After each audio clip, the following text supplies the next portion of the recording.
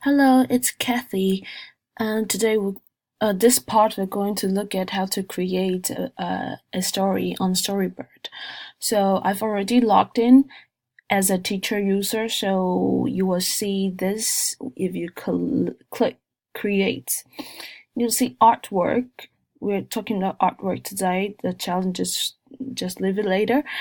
And all artwork recently added. I suggest that you best just search for a topic or an artist, but usually a topic or a head. We call it a tag.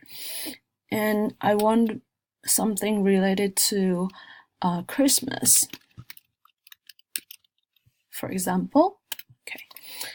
Then you will see that if you do this, it comes out images related to Christmas.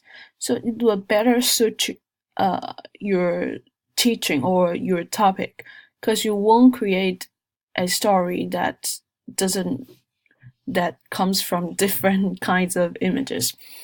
So I would like just you can browse these images if it is okay for your stimulus for your students to do the writing. Okay. Then I'll just click use this art. Then it comes out 3 different forms. Let's look at each let's look at it one by one. Okay, the first one, chapter book. So you'll see it's one main image in the middle, and book title again, and you start writing here. So you can see it could be long.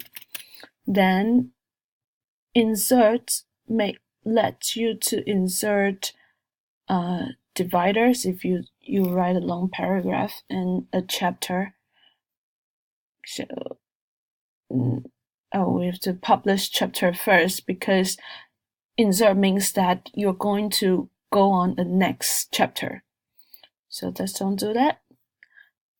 Okay, let's leave, and then let's see how picture books looks like. Okay, so it tells you drag your art here and write your story here. So this form is like upper and downward part. Okay, if I put this, you can see that it's very easy for you to adjust the position of the picture, because this and full, and you can see this and up, down. So it's just very easy to arrange your layout. Okay, I want to put this. Then you can just write words here. It's very easy that you finish this page and you click add page, and then you go on. And all the pictures, all the images are on the both side. And this, for me, I think this is one of the disadvantages, because you cannot find the picture you want very easily.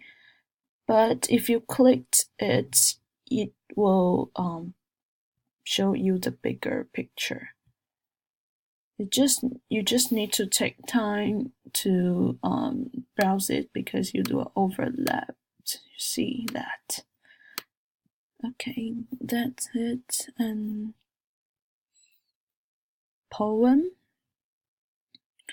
I think I like this format the best, because a picture and words very clear and not very much, but as a teacher user, you can customize your own word list.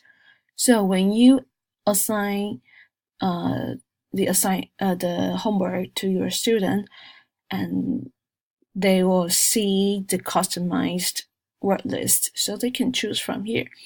Then what's good about this is you can just put one word, it will be fine, and several words, and to arrange a poem or a sentence, and depends on what your objectives.